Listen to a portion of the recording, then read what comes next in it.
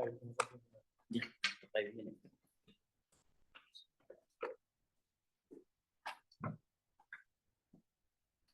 Good morning. Good morning. Happy Lord's Day.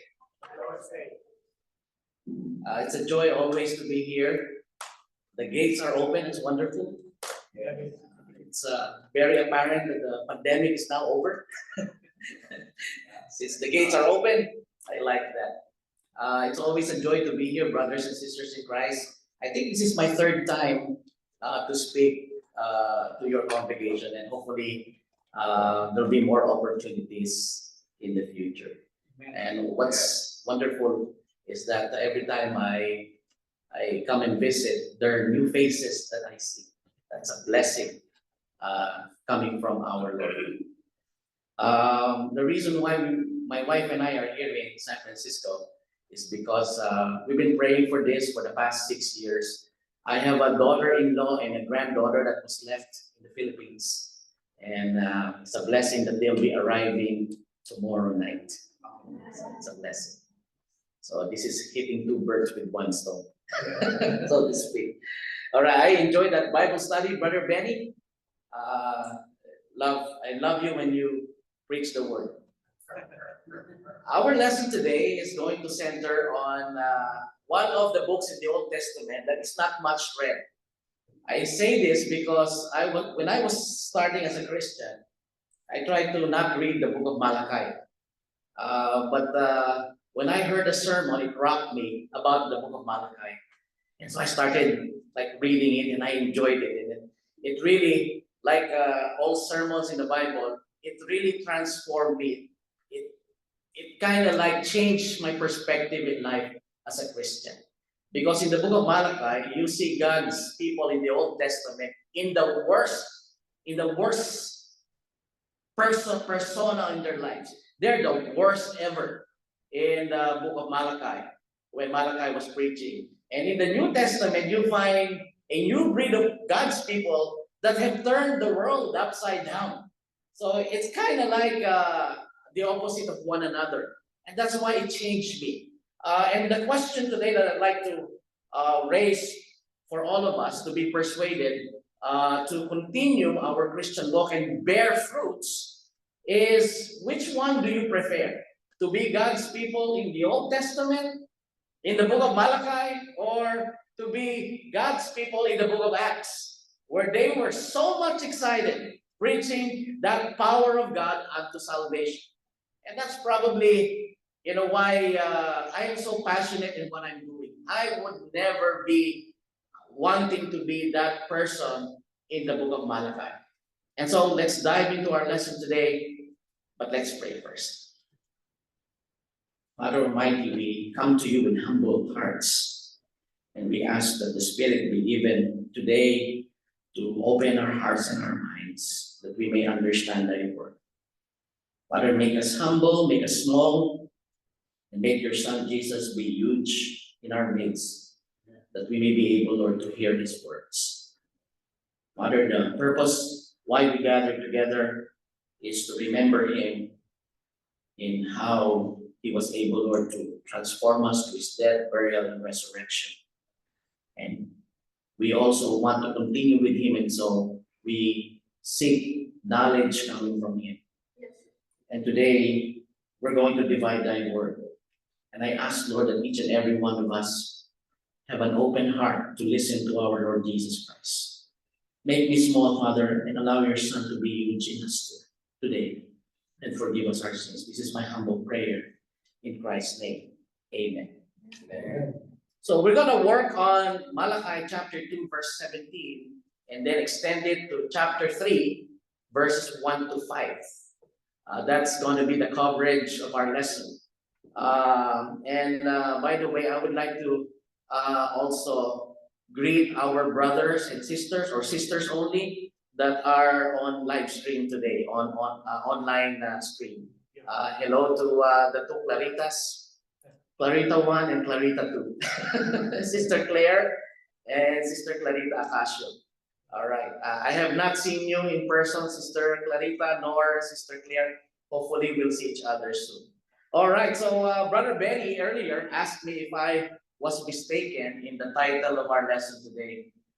When we were still studying at Bible school, we were encouraged when we put titles into our sermon, it should be a provocative one, that one may ask a question. And I was pretty much very successful there when Brother Benny asked the question, is it tried God or tired God? Well, the title speaks for itself. We have a God in the book of Malachi that got tired. And this is what verse 1 was talking about. So we have, not knowingly, brothers and sisters in Christ, sometimes we can tire God. And that is what our lesson is going to tell us today. So in Malachi chapter 2, verse 17, it says that you have wearied the Lord with your words. So God finally says, I'm tired. And he spoke these words to his people in the Old Testament scriptures. Although our God, we know, is an omnipotent God, he can still get tired. The word weary is the Old English for the word we know today as tired. As I was saying in my previous sermons, there's a difference between getting tired from your work and getting tired of your work.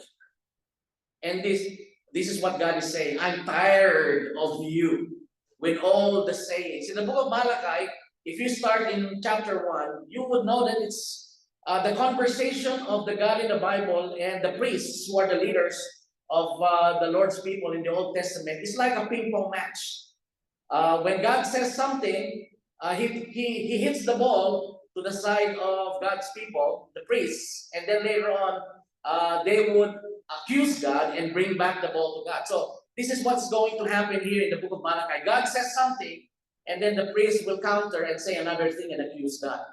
So here in Malachi chapter 2, verse 7, he says, you have wearied the Lord with your words.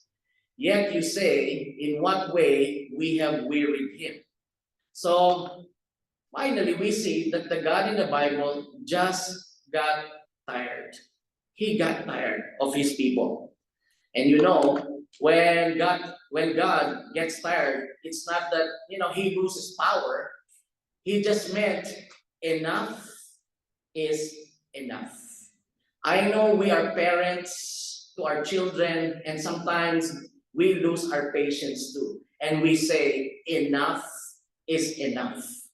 So here in the book of Malachi, as we see God closes the door of the Old Testament scriptures and begin to prepare the New Testament scriptures, the message is enough of all this. So the question that lies ahead is, God wanted us to change. And so he asked the question to all of us, to which areas of our lives God is really tired. And the book of Malachi chapter 2, beginning from verse 17 down to Malachi chapter 3, 1 to 5, says it all.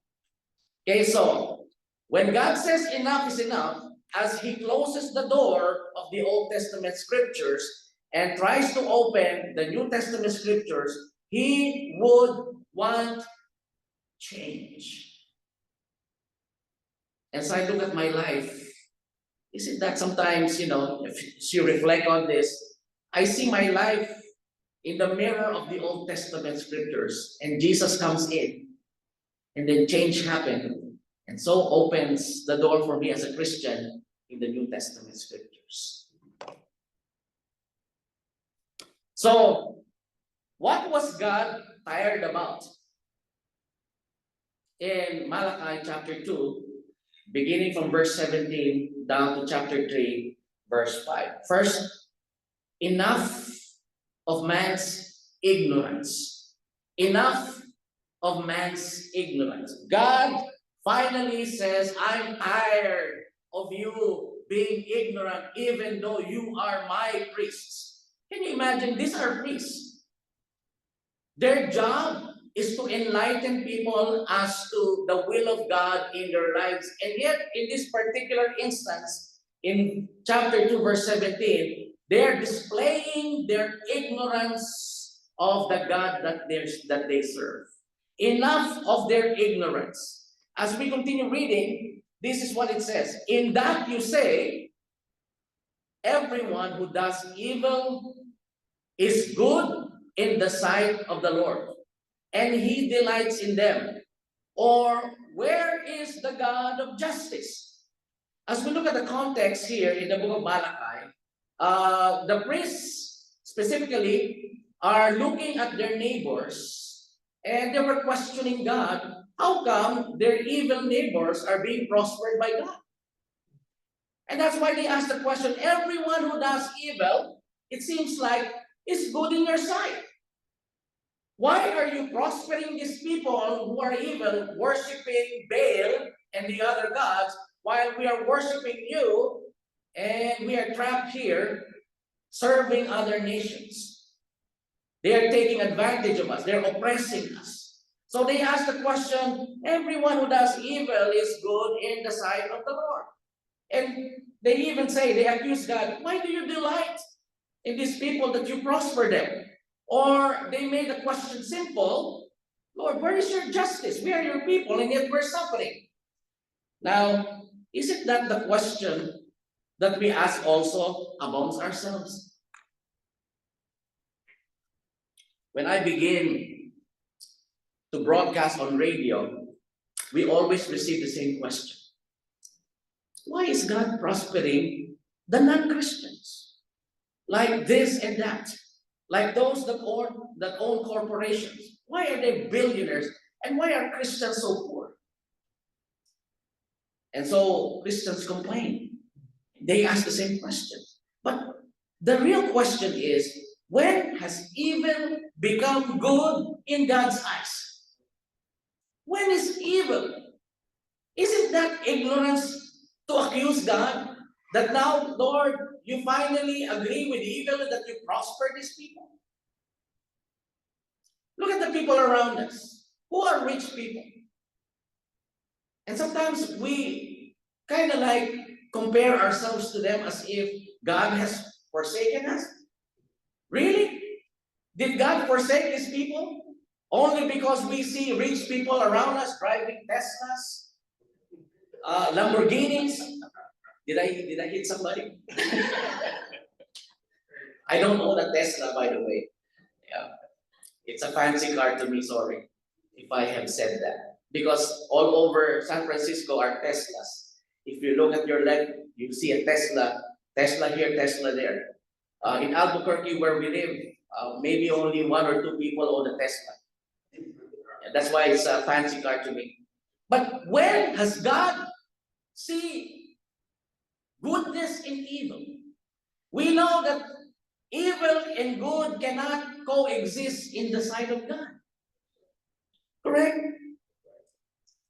And so in Matthew chapter 5, verse 45, this is our common answer. When somebody asks the same question, why is God prospering the non-Christians and the Christians seem like they're not prospering? Right? In Matthew 5, verse 45 says there that you may be sons of your Father in heaven, for he makes his sun rise on the evil and on the good, and sends rain on the just and on the unjust. Simply, God does not show partiality. But when are Christians not prospered by God? In Ephesians chapter 1, verse 3, he says there, God has given us what? Spiritual blessings in Christ. We have the most important blessing of all. We may not have the money that these people have, but we have eternal life, which is the most important thing. And so, here, in the book of Malachi, Israel has reached the peak of God's tolerance against ignorance. Can you imagine? These are leaders of God's people, and yet in the eyes of God, they are ignorant. As I reflect on this, I cannot help but see what is happening in today's generation, where sometimes we accuse God of the same thing. When is evil really good in God's eyes? And that's the argument of some people today. Look what had happened to the Methodist Church. Now they have gay pastors. Now they have lesbian preachers. How can evil and good coexist? By the way, I'm apolitical. I'm sorry. But this is just my observation. When evil becomes good in the sight of people, then where is this society going? Where is this world going? Same is true with the nation of Israel in the book of Malachi. God has reached his patience to the top about ignorance. And that's why, as God's people, we are expected to know him deeply in our hearts. To know him deeply.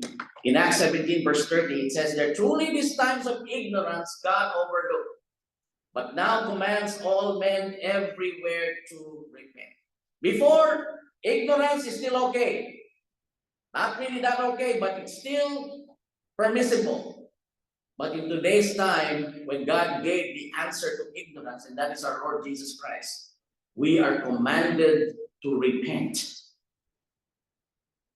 There should be no Christian who exists that does not know the Word of God.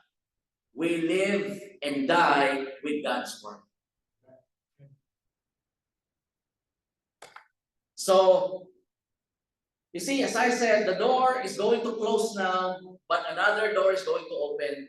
And in Malachi chapter 3, verse 1, it says there, behold, I send my messenger, and he will prepare the way before me. And the Lord whom you seek will suddenly come to his temple, even the messenger of the covenant in whom you delight. Behold, he is coming. Who is coming? To address the problem of ignorance. And that's the beauty of this transition. God's people, at the peak of their ignorance, God says, enough is enough. In chapter 3, verse 1, God says, I'm going to send the answer to your ignorance. And that is our Lord Jesus Christ. Jesus is the answer. And that is why we are challenging you, brothers and sisters. I'm persuading you to continue to learn. That's why we have gone through live streaming now to expose the information and the truth regarding the God in the Bible that we serve through our Lord Jesus Christ. So, what is Jesus' purpose for us? To be holy. And in order for us to reach that holiness in our lives, we have to know God's Word. That is what we discussed earlier in our Bible class. The reason why we're preaching and teaching is to inform people about the answer of God to man's ignorance, and that is our Lord Jesus Christ. So, now we know when Jesus spoke and he preached and teached together with the apostles, now we know what is right and what is wrong. And so, if we don't learn the Word of God, then that leads us to the second concern, brothers and sisters in the Lord. If we won't reach this state in our Christian walk as becoming holy, and I'm telling you, some people are allergic to the word holy and righteous. We shouldn't even be, because that's exactly what we're going to be. Holy and righteous in the name of our Lord Jesus Christ. That is his goal in us. To be hagios, that is the Greek word, hagios. So, if we don't immerse ourselves with God's Word and learn, then it leads us to the second problem, which is transgressions. Sin. That is what this verse is going to tell us. In Malachi chapter 3, verse 2. And as we read, but who can endure the day of his coming? And who can stand when he appears? For he is like a refiner's fire and like a launderer's soap. He was talking about the coming of our Lord Jesus Christ. And he will do three things here when he becomes the answer to the problem of ignorance and sin. Number one, Jesus exposes. What will Jesus expose? Sin, transgression. In 1 John chapter 1, verse 5 to 6, it says there, this is the message which we have heard from him and declared to you, that God is light, and in him there is no darkness at all. If we say that we have fellowship with him and walk in darkness, we lie and do not practice the truth. Jesus is the answer to our ignorance and to the sins that we have committed. Because if not for Christ, brothers and sisters, then I am still ignorant and you are still ignorant. Do you want to be ignorant? That's probably one of the harshest words that you can ever hear a person accuse you of. In the Philippines, the word there is so, to us, the word that is used is very straightforward and very hurting. It's the word bobo. The Filipinos would laugh because once somebody tells you you are bobo, remember that word. Nobody wants that. And so for Christians, we must be knowledgeable of God's word. Because if we would not immerse ourselves with the word of God, then that leads to the second problem, and that is transgression. That's why Jesus came and became the light to all. And when the light is open, you could probably see everything that is wrong. You don't want to be in a place where the lights flicker. When I was younger, I loved going to the lights that flicker. Right? Brother Renato is smiling. But right now, and that is because of ignorance. But because of Jesus, the answer to ignorance and sin, now I want the lights open. I'm telling you, close your Bible, the lights are closed. All you hear from people is, this is what I said. Right? This is what Joel Osteen said. You're going to quote people upon people upon people upon people, and you will hear their quotes. Open your Bible, the light is open. All you see here is Jesus said, the Bible said, God said. How can we get wrong if Jesus said this? And that's why we need to look at the Bible and really see for ourselves. That's how I started. I can really see those words that tell me this is what the Bible says. Earlier, the Bible class says, according to the scriptures. So truly, Jesus is the answer to ignorance and our transgression. But take a look at the last phrase there. For he is like a refiner's fire and a launderer's soap. Jesus does not only expose sin, what else does he do? Jesus cleanses.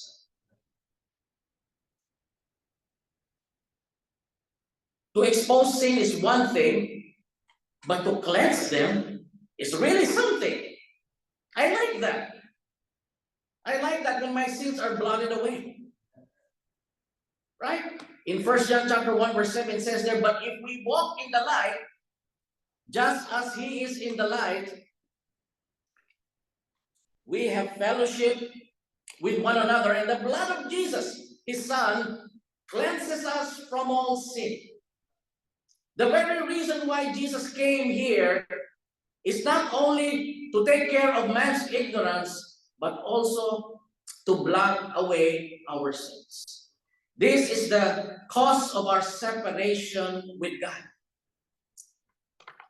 So, we know that when Apostle Paul himself was baptized to Christ, Ananias says, be baptized and wash away your sins, calling on the name of the Lord. That's why we always say, in order for the death of Jesus to be active and effective in your life, you need to trust his words, his commandments, to be baptized into Christ for the forgiveness of your sins. Because not because Jesus died on the cross, everyone's sin is now blotted away. You have to follow the commandment of Jesus Christ in baptism so that that death becomes effective in your life. By faith, with your repentance and with your confession, you bring it to the watery grave of baptism, and He cleanses you from all your sins. That is what the Bible says. Whether you like it or you like it, that is your only choice. So in verse 3 it says there, He will sit as a refiner and purifier of silver. He will purify the sons of Levi and purge them as gold and silver, that they may offer to the Lord an offering in righteousness. Who are the sons of Levi? They're the priests. And the responsibility and work is to offer the sacrifices that will cover for their trespasses and the trespasses of the nation of Israel. That is what we call fellowship. God is not going to have fellowship with us if sin still exists. And that's why the sacrifices for animals are done in the Old Testament, and it's the priests who did this for their people. In the New Testament, God opened the door and Jesus was sent to us. He was the sacrifice for our sins. And the beauty of this, in 1 John chapter 1, verse 7, it says there, the blood of Jesus still cleanses us from all the sins that we may commit against His word. So the blood of Jesus is still active in ourselves. If we confess our sins, He is faithful and just to forgive our sins.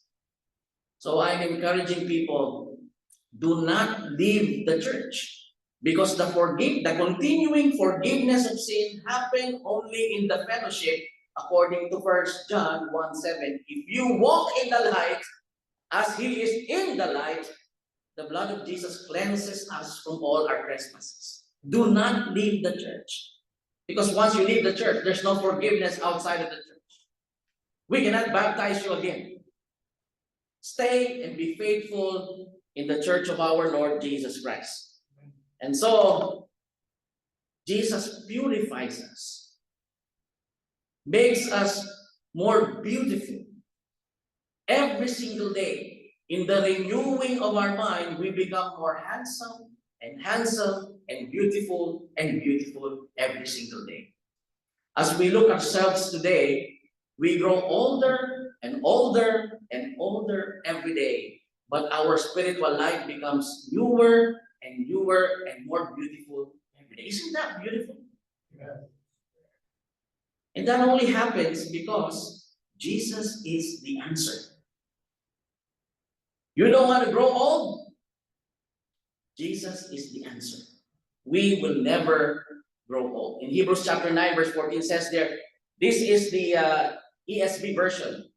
It says there, how much more with the blood of Christ, who through the eternal Spirit offered Himself without blemish to God, purify our conscience from dead works. And what happens now? To serve the living God. Can you imagine the Old Testament people? Their conscience are pretty bad, but they still serve God.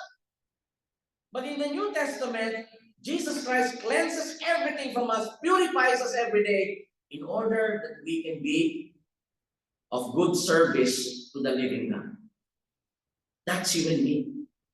That's why we have to be excited, because Jesus is with us all the time.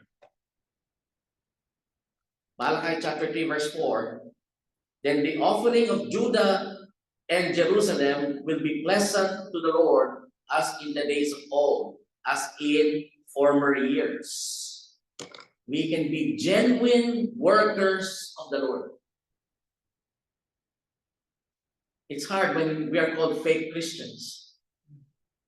We're just Christians every Sunday, and then Monday to Saturday, we change our persona. But the reason why Jesus came here is to make sure that we become genuine in our Christian walk. Genuine.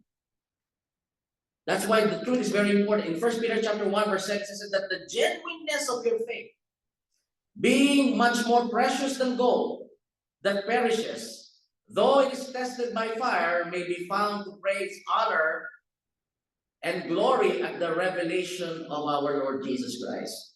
I know you understand that how precious gold is in today's day and age. Money, our dollars devaluate, but gold. But you see, those people in the Old Testament were complaining to God. Why did you prosper all those people? Lord, why did you prosper them? But in reality, the scripture says our faith is more genuine compared to what they're after. And these are material things. I'm not saying that material things are bad. But what I'm saying is if material things take control of your life, then that's pretty bad. We take control of what God gave us according to His will. So we become genuine in the sight of God because, as I have already mentioned, Jesus is the answer to our transgression. It is as if every day when you wake up in the morning, you see your beautiful wife. She is the first person that I want to see every morning, a beautiful partner in life. That is who we are every single day. We are beautiful in the sight of our Lord Jesus Christ because He exposed our sin, He forgives them and cleanses them, and He purifies us every single day in our life. And so you and I become beautiful. Let's go to the last one. Malachi chapter 4 verse 17 says, by the way, it says there, they shall be mine, says the Lord of hosts, on that day I will make them what? My jewels. This is a prophecy of the coming of Christianity. When God looks at us, we are beautiful. And I will spare them as a man spares his own son who serves him. So we are beautiful. Again, the purpose is for us to be holy. Last point, enough of evil. So you have enough of ignorance, enough of transgressions, and lastly, Malachi says, God has been tired of your lifestyle. This is the evil lifestyle of people. And let's read it in Malachi chapter 3, verse 5. And I will come near you for judgment.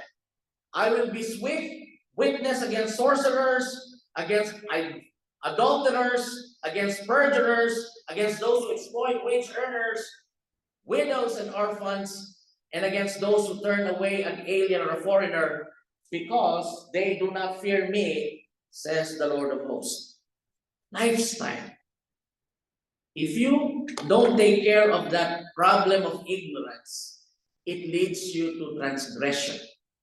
And if transgression continue to persist in your life, it's going to be a lifestyle. And that lifestyle, God hates so much. In Ephesians chapter 2, verse 12, it says there that at that time you were without Christ, being aliens from the commonwealth of Israel and strangers from the covenants of promise, having no hope and without God in the world, but now in Christ, you who once were far off have been brought near by the blood of Christ. People who have those lifestyles, can you imagine? Adulterers, sorcerers, and the others. I would not name them. There's a lot. You know, people that they choose this lifestyle, especially here in America. You know what I'm talking about, right? They're evil in the sight of God. And if you have that lifestyle, there is no hope. That is what God's people are. In the Old Testament times, in the book of Malachi, they have come to a point in their life that they're hopeless because they're pegging their hope on something else. They were looking at their neighbors and saying, we would like to be like them, that you prosper. There is no hope there, brothers and sisters in Christ. There's no hope. Jesus is our only hope. I've got a short story for all of you that you may remember this lesson. there was this nursing student from the Philippines. You know, we have nurses here. You know that every family in the Philippines desire to have at least one daughter or son to become a nurse. Sister Debbie is smiling because probably Dr. John wanted her to be a nurse. So there was this nursing student whose hope was to get his family out of poverty. You know, if you come visit our country in the Philippines, most people there are below poverty level. But they have a small land. Her father is a farmer, and her mom was helping her dad farm the land. So they were growing crops. They have pig farm, chicken. It's a typical Filipino farm, but very small. So she went to college and she wanted to be a nurse. And she's about to graduate already. And so she came to her dad and she asked her for her last tuition fee. In the Philippines, we don't have student loan, by the way. It's the obligation of the parents to work very hard so that their children are sent to school in college. And mind you, nursing is a very expensive course also in the Philippines. It's very expensive. So last year, she said, "Dad, this is my last year. I need my tuition now. I have to pay this. This is the very last time your work in the field is going to end pretty soon.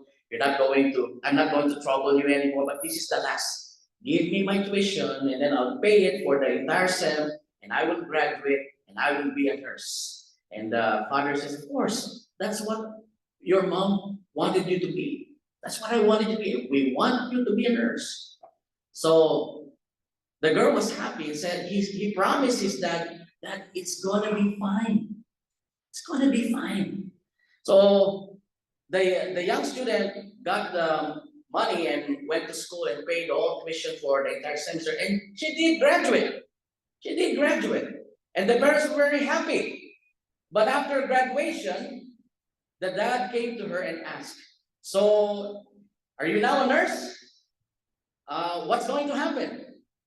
And the graduate says that I cannot work yet because I need some special training. I could not be a nurse. You know what I'm saying? I had to go and review, and then I'll take my board and get my license. Right? So she said, "So give me a little amount of money so I can take the review." So the dad was surprised. "I thought that you're going to be a nurse. So you needed more money?" He said, "Yes, Dad, don't worry. After this, if I pass the board exam, it's going to be fine." So that's what the dad did. Gave the money to her daughter and went on review, took the board exam, and she passed the board exam. She was very intelligent. And then she came back to the father and says, "Dad, I passed the board exam. I'm now a nurse. So does that mean you're going to work now?" But the new board pastor says, "No, Dad, I still need some special training in order for the hospital to take me in. Because no experience doesn't get me to the hospital. So I need to pay the hospital. In the Philippines, you need to pay the hospital so that you can get the special training." Isn't that right, Sister Debbie? It's right.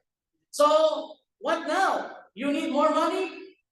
And the new nurse says, "Yes, Dad, just a little bit more. A little bit more. And then after this, when I got to finish my training, it's going to be fine." So the dad gave the money, and she went into 6 months training. And after the training, she got the certificate. "I'm now a certified registered nurse." And she came back to the dad, and the dad says, "What now? You have the training, so does that mean you're going to work?" She says, "Not yet, Dad, because if I apply work in the Philippines, the entry level for nurses is just about $150 a month. How will I survive? $150 a month in the Philippines as an entry level nurse. So what's your plan?" "I'd like to go to the Middle East and be a nurse there. At least I can get like 50,000 pesos. That's about $1,000 a month. And then I can send you half of the money. So what do you need now?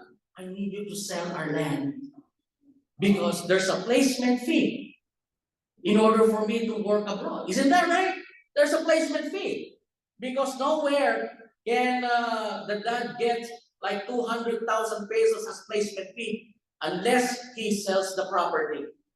So he sold the property. But the girl says, Dad, don't worry. It's gonna be fine. So they sold the property and they paid the placement fee, and the nurse, the newly registered certified nurse, worked in Dubai in the Middle East. And she was earning good money, but later on, she was raped there. Sad story. But the dad remembered what the daughter told him. It's going to be fine. Well, the truth is, in this world, brothers and sisters, when are things going to be fine? Just think about that. If you're paying rent, you just paid your rent now, but the next month, it's not going to be fine because you're going to pay rent again. If you paid your mortgage today, it's not going to be fine. You're going to pay the next month again, and the next month, and the next month. If you solve your problems today, there's going to be problems tomorrow. When is it going to be fine? When Jesus Christ comes back, that's when we can say, it's going to be fine. Did you ever think of that? That the Old Testament people in the book of Malachi were waiting for the first coming of the Messiah. And God says it's going to be fine when Jesus Christ comes back. But they rejected the Lord. In today's day and age, as we look forward, Jesus Christ will come again. And when he comes again, if you're ready, if you're as passionate as we all are in the scriptures and do his will, brothers and sisters, it's going to be fine. So, God opens the door for the New Testament for us to have knowledge. Knowledge is key. Why are some people not at church? When it's a Sunday, when it's the Lord's Day, when we should feast in the words of our Lord Jesus Christ. Jesus says, man shall not live by bread alone. But where are the people? Jesus Christ comes so that we can know the truth, and the truth will set us free. But I just don't know if you have known the truth, and if the truth has set you free. Because if we continue to fail God in the knowledge of his Son, but grow in the grace in the knowledge of our Lord Jesus Christ, according to Thessalonians 3:18. If we fail in the knowledge of his Son, we will continue to sin. And if we continue to sin, we're going to live the same lifestyle. And it's the same lifestyle that God's people live in the Old Testament scriptures. I tell you, in all our problems today, whether you like it or not, look at your right, look at your left, look forward, look upward, look downward, look backward. Everywhere there's problem. And if everywhere there's problem, there's only one solution to that problem. And it's our Lord Jesus Christ. And I'm sure you wouldn't agree better than what I said. Every problem that this world faces, the answer is Jesus Christ. It's because that is where our hope should be. Our hope should be in the second coming of our Lord Jesus Christ. That is where our hope should be. And that is why, if your hope is in Jesus, then every day we're happy serving him, even in the most gruesome moments in our lives. Even in the hardest moments in our lives, we're still happy and passionate because our hope is in our Lord Jesus Christ. I plead with you, brothers and sisters. We have so many things to do in order for that message to be sent outside. And it begins with us. Remember, my question from the beginning of this sermon, which do you want to prefer? To be God's people in the Old Testament, or to be God's people in the book of Acts, where they have transformed the world, turned it upside down with their passion for the gospel? Let's all stand up and sing our invitation song. Amen. Amen.